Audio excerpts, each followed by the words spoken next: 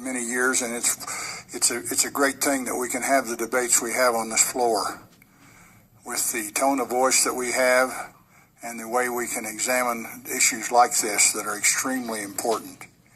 There are diverse opinions on bills like this. There always have been, there always will be.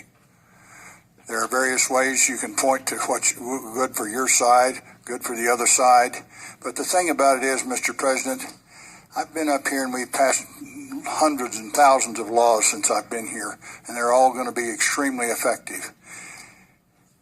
And in many cases, Mr. President, they're just plain not.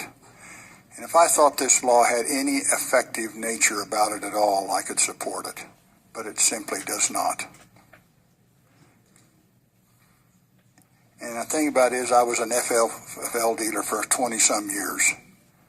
The thing about it is what we're doing here is making a different kind of a dealership out of every FFL dealer. And it's not going to work. And the problem is that most criminals that commit acts of murder or shootings and things like that no more buy their gun from anybody. There's a stolen gun market in this world that is unbelievable, and it will always be here, unfortunately. That's where the guns are bought.